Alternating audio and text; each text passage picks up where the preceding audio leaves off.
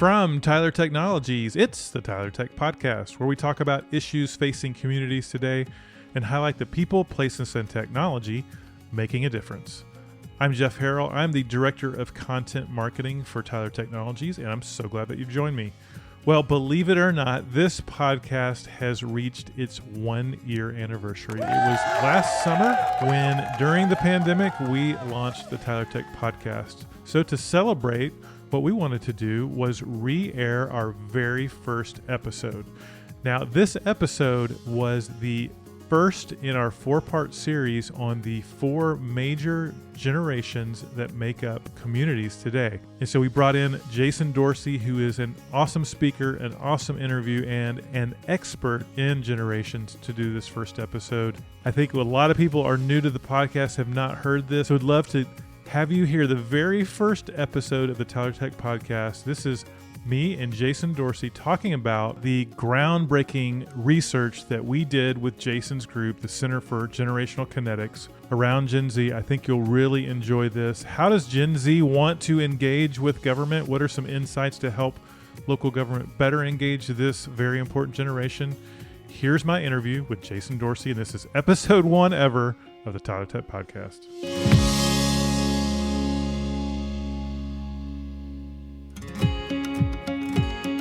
What we say to government leaders all the time is, if you want to continue to be able to engage millennials, Gen X, and boomers, you got to understand what Gen Z wants to do right now, because if you don't engage and adapt to Gen Z, you could end up losing the other generations too. From Tyler Technologies, it's the Tyler Tech Podcast, where we explore issues facing communities today in a way that's interesting and entertaining. I'm your host, Jeff Harrell, and my promise to you is to help break through the clutter and provide great information in a format that's super easy to consume, and have a little fun along the way. Here's a problem we're exploring in this episode. With the rise of Gen Z, local government is now asked to serve 4 very different generations. You've got Gen Z on the younger end and boomers on the older, and they are very, very different. Or are they? Well, we wanted to find out, so we conducted some custom research, and in this episode, we're going to dive into Generation Z. But first, I wanted to ground everyone in Gen Z. I've got 3 Gen Z kids, and they've got lingo that I'm not sure is even English. So we turned to YouTube to help us learn Gen Z language. Listen to this as YouTuber and small business owner Carl Wilson and his Gen Z cousin Brock teach us how to speak Gen Z. All right, Brock, we're going to start with some simple ones. Those are some neat shoes. Them kicks are dripping. I would be glad to help. Bet my favorite team lost. Dudes took an L. My favorite team lost very bad. Dudes got clapped. He seems upset. He little mad. He seems very upset. He big mad. I like this music. That's a bop. I'm not lying. No cap. I'm sorry that happened to you. Oof. That's an interesting statement. Weird flex, but okay. I'm not a fan of these appetizers. These apps are booty. I completely agree with that statement. Facts. It's like when fam comes slipping in with their drippin' swag, jamming to some sick bop. And no cap, you know these facts are about to be litty fresh to death. You're like, oh. I'm not big mad at that booty response. I don't get it. Well, Carl, I'm not sure I understand either, which is exactly why we turned to the experts and conducted custom research with the Center for Generational Kinetics. You're going to love this interview with CGK President Jason Dorsey. Well, Jason, man, we are excited to have you here today, and we are excited to partner with you in the Center for Generational Kinetics. Could you tell us a little bit more about you and CGK? Yeah, sure. Thanks so much. Really glad to be here with you and talking about such an important topic. At the Center for Generational Kinetics, we are all about separating generational myth from truth. So much of what is said about generations is just simply not accurate, but it's great clickbait headlines on social media or people talk about it publicly, but it's not grounded in data. And at CGK, we are all about research to separate myth from truth through data, specifically looking at the behavioral drivers by generations. For example, in our relationship, we're trying to figure out what really drives what's true about how different generations engage with government. At CGK, what makes us different, we've led research and worked with more than 700 clients around the world. I've been on more than 200 television shows, written some best-selling books. And most importantly, I just love digging into the data and figuring out what's really going on so leaders can make more informed, more accurate decisions. And just fired up to be here with you today. This is going to be a great conversation. Yeah, it's going to be awesome. And we are talking about Gen Z today, but I thought just in the full disclosure that we should probably let everybody know what generations we fall into. So Jason, you're a millennial. So I would say to you, hey, thanks for being here. Here's your trophy. I am Gen X myself. And so you would say to me, stop being so skeptical.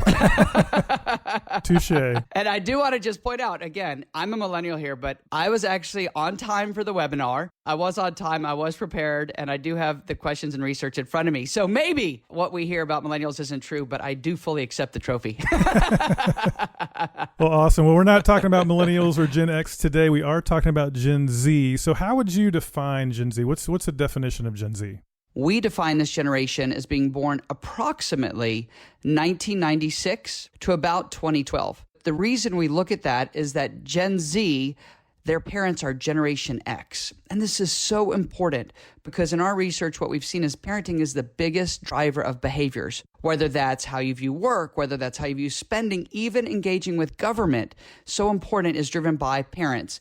And the parents of Gen Z are Gen X and even older millennials. So we see a very consistent and interesting parenting trend there. At the same time, Gen Z has always known smart technology. They don't remember a time before the cloud. I mean, we're interviewing students for the new book to our middle school and high school, and they're turning in everything through a variety of tech platforms. We'll never turn in a printed piece of paper. And this is so important because people often say, oh, Gen Z represents change. And we're like, no, that's not true. All Gen Z is doing is bringing what they believe is normal to every environment. To them, it's not even change. It's just what is normal. So this huge generation, this Gen Z, what we see is that they're already up to about age 23, 24-ish. Very different view of technology, very different way they've been raised, different view of employers. And now they're coming of age right around this pandemic, and it's going to have profound implications for them. And that's why this research is so incredibly important. We kind of joked around a little bit earlier about stereotypes. What would you say is the number one stereotype that is absolutely false about Gen Z? The biggest thing is people think Gen Z are millennials. I don't know if you've seen in the news lately, there's been all these things. Those millennials are on spring break from college. No, those are not millennials. Those are Gen Z. Just because somebody's young, we don't call them a millennial. So I think that's one of those sort of stereotypes we need to just shatter. But the second is that people think that Gen Z is a continuation of millennials, as if this generation is sort of, millennials 2.0. And that is completely false. We've done numerous generational studies that specifically looks at Gen Z relative to millennials, Gen X, and baby boomers. And what we see repeatedly, we'll even see it in the data today, is that Gen Z is very different from millennials. Remember, they were raised differently, different economic environment, different natural relationship with technology. So the biggest thing is that Gen Z is not a continuation of the millennial generation, but Gen Z is a completely different generation, which is why we have to take a brand new look at them and not bring these preconceived notions as if, this is just a more extreme version of millennials. No. This group is very different. In fact, they think millennials are old. Transversely then, what is the stereotype about Gen Z that is 100% true? I would say the biggest one is that Gen Z really does depend or rely on technology. We've all seen this anecdotally. Maybe we see it with kids, some people with their grandkids. You see it out at a restaurant or when people are at the park and they're staring at their screens. What we see is that the generation has always been able to look at a screen and engage with their world. And this is true in every aspect of their life. Banking, dating, education, just general information, news, you name it. So of course, that's their go-to place. However, I would like to point out, other generations, their go-to place was they would sit down at 5 o'clock and turn on the evening news, and they would get all their information there. Or other groups would wake up Saturday morning and watch all their cartoons, like Gen Xers like you, Jeff. And so all we're seeing here is that Gen Z is exhibiting this behavior, but they're exhibiting it because it's all they've ever known. If you remember, their parents were the ones who got that tablet or the iPad or whatever it was and gave it to the kids when they were 3 years old. And so that's all they've ever known. So they may not pick up a newspaper or a magazine or want to watch linear television, but they're absolutely going to watch 500 TikTok videos in a row, even if they're walking. You've done a lot of research. You've talked to a lot of Gen Zers. What was the biggest surprise to you when we did this research? We've led more than 65 generational studies around the world in a number of industries. This was a very statistically rigorous study. We're a research firm led by PhDs. We don't mess around when it comes to research. So our margin of error is plus or minus 3.1, 19 out of 20 times, which all that means is this is the gold standard for people that do research that are statistically valid. And this is a true, accurate snapshot of each generation as it relates to government and their experiences throughout the United States. And I say that because what I'm about to share with you may seem super shocking. And that is Gen Z was shockingly similar to baby boomers. It's so fascinating because I guarantee you if we had polled a room, nobody would have guessed that those two generations were most similar. But we just saw it so consistently in the data that Gen Z and baby boomers had very, very similar interactions, expectations, and so forth when it came to their thoughts about engaging with government. And I think that's so important for leaders to know now. And why do you think that is? Because I saw that as well and thought they would have aligned much more with millennials. Why do they align more with boomers, kind of that bookend generation? I think it has to do with two things. One is life stage. Where Gen Z is currently, they certainly seem to think differently about things like stability, trust, loyalty, engagement, and other areas like that. And I think that's really powerful because the baby boomers in our other research have exhibited the same characteristics. In fact, we frequently refer to Gen Z as a throwback generation, but we've never had such clear and consistent data as we have now in this study with Tyler. And I think that's so powerful because for the first time, it's going to give a roadmap to government leaders to understand, hey, we can't be one size fits all, but we do need to think about engagement in ways that work across generations. And so I think what you're seeing here is a reflection of parenting, like we talked about. It's a reflection of their views around the world and how they interact with it. And I think that this is something that they may not grow out of. You know, this is such a profound connection to how they think about government engagement, leadership, loyalty, and so forth, that they're likely to carry this with them and not shed it as they get older. And it also means to me that government leaders are now going to have to step back and say, okay, we've tried a lot of different things, but many times government really is built for the people that are sort of in power or have been. But Gen Z's coming in and they're going to bring change relative to millennials. And so we got to be really thoughtful. The other thing that I think is really important is that every single generation wanted to engage more deeply with government. And I think that's important because I think there's this myth out there in the world that certain generations don't care about government or government leaders and, you know, they're all sort of one big, shrug or meh. But the reality is every single generation felt that there was an opportunity to drive deeper engagement with government. That's so important. And I would argue maybe even it's never been more important than it is right now. I'll be back with my conversation with Jason Dorsey in just a moment. Hey, if you're now working from home and worried about cybersecurity, we've got a free webinar to help you understand the risks. It's called How to Be Cyber Aware While Working from Home, and it's given by Max Green, one of our cybersecurity experts here at Tyler. Just go to the Tyler Tech Resource Center at tylertech.com and click on resources at the top of the homepage. It's free, it's on demand, so you can listen to it anytime on your time frame. I think you'll find it super, super helpful. Now, back to my conversation with Jason Dorsey. One stat that caught my attention is that 62% of Gen Z, remember these are people up to 24 years old, 62% say they have had a positive experience with local government. That's the highest of any generation, yet they've had fewer interactions with local government than any other generation. Was that surprising to you like it was for me? It was a surprise from a generational standpoint, but not as much of a surprise from a life stage. And this is where we get into this interesting conversation about generation crashing into life stage. And as I always like to remind people, you stay in the same generation, you just get older. So when it comes to interacting with local government, and if we sort of think about this broadly speaking, maybe we've got 18 to 24, you could argue 16 to 24 if we take into account driver's licenses. So a lot of the interactions that Gen Z has had have been things around licenses, maybe speeding tickets, could be things tied to voting. So the threshold of the types of experiences they have had have been somewhat limited, but based on those limited experiences, they would say they've had a pretty good one. And I think that also is reflective of many governments saying, hey, we're going to make things easier to do online. And so Gen Z has really benefited from that and sort of saying, hey, this is how we want to engage. We saw that a ton in the data here. The types of experiences and sort of how satisfied other generations are is very different than Gen Z. And I think that's important because other generations have had different types of experience. It could be something with property taxes or zoning or any other number of engagement-related issues that they're dealing with. And so they've had more complicated, I would argue, experiences.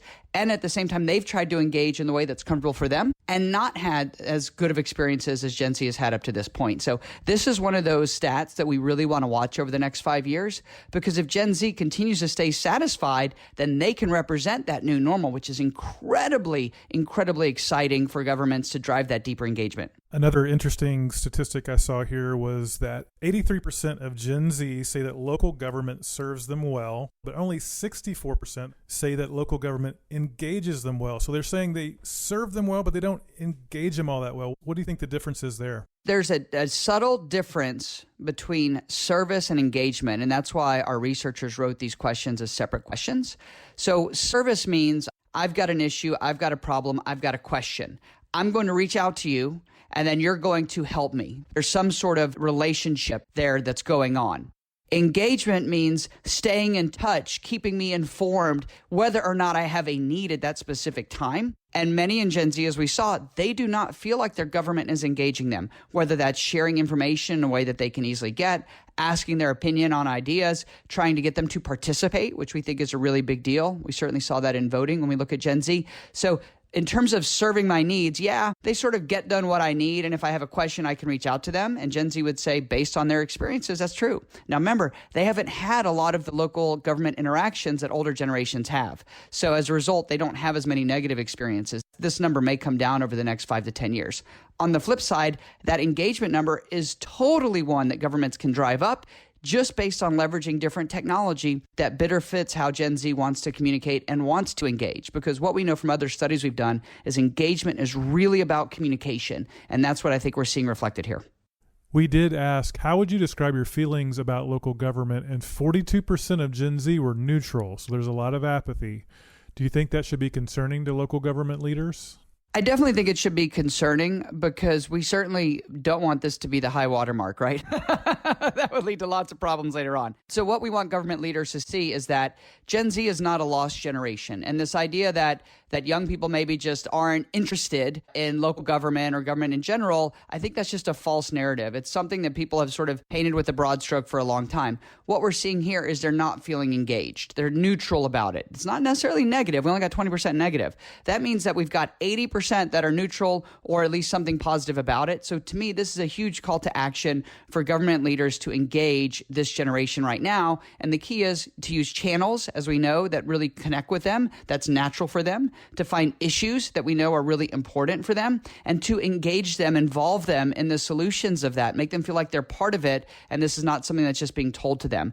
All of which are entirely possible, all of which can be done at scale, primarily through technology. It's just choosing to do that. And I would argue this has never been more important, because Gen Z does represent the future. And Gen Z, for the first time, is driving trends from the youngest to the oldest in terms of how they use phones, messaging, social media, you name it. So what we say to government leaders all the time is, if you want to continue to be able to engage millennials, Gen X, and boomers, you got to understand what Gen Z wants to do right now, because if you don't engage and adapt to Gen Z, you could end up losing the other generations too.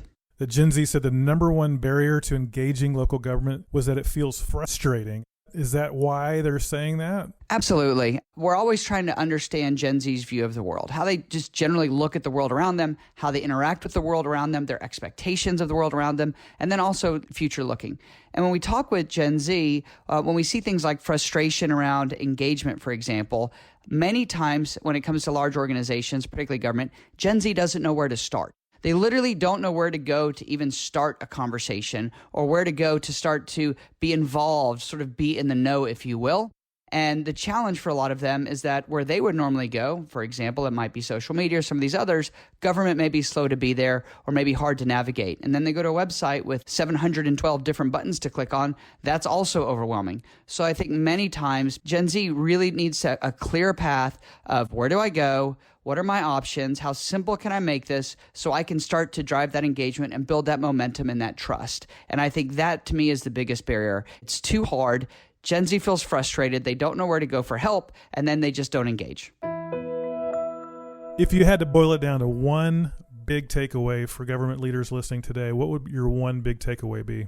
The biggest takeaway I see as a generational researcher and somebody who's looked at lots and lots of data sets in this space is that Gen Z is a massive opportunity for government leaders. And it's a massive opportunity because Gen Z wants to engage. They're not necessarily negative. They're neutral at most. And in many ways, they actually want to drive more of these key outcomes, want to have better relationships, want to have more engagement with government. So I think the key, though, is doing what we've always done in terms of engagement and thinking it's going to work with Gen Z is not going to happen. Gen Z is not going to suddenly say, I want to go meet in person. We saw that over and over in the data, or wait in a line, or have to drive somewhere. I mean, there's so many of these things that really government was just not designed to drive engagement with Gen Z. But to me, that's not a knock on government. What that really is saying, hey, this is a massive opportunity. And if we want to engage this generation that has energy and creativity and all these ideas and diversity and so much more that they can bring to our communities, then this is our moment to really step up and reach out to them using particularly technology, because that's what they're dependent on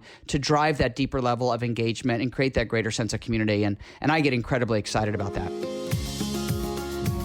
Well, Jason, great stuff as always. Your trophy is in the mail, the snail mail, of course. Hey! I only use snail mail as a Gen Xer. How can people connect with you? How can they do that? One, I have a new book coming out this year. It's called Zeconomy: How Gen Z Will Change the Future of Business and What to Do About It. And then second, if you'd like to stay up to date on our research, on our insights, on the different strategies and tactics we're finding, you can sign up for my newsletter at jasondorsey.com, JASONDORSEY.com. And then we'll send you all the coolest stuff. So lots of good videos there too. But really, Jeff, this has just been a phenomenal project to work with you on, to uncover these missing insights that government leaders need to know, and then to make it public. So thank you for choosing to do that. Yeah, no, this is great. And this is just episode 1 on Gen Z. We're going to do an episode on each of the other 3 generations as well. So super excited about that, Jason. So thank you so much for your expertise. Fun as always, and be well, my friend. Thanks, you as well. Thanks, everybody. Thanks for joining us. I really appreciate it. And I really want your feedback. So please go give us a review. And also you can email me directly at podcast@tylertech.com. It's podcast@tylertech.com. Send me your feedback, questions, funny memes, recipes, whatever. I would just love to hear from you. And also make sure you subscribe. We've got lots of great episodes planned for you. On the next episode, in fact, Jason is back to talk about millennials, and we've got some secret audio of a job interview you don't want to miss. So until then, this is Jeff Harrell for Tyler Technologies, and we'll talk to you soon.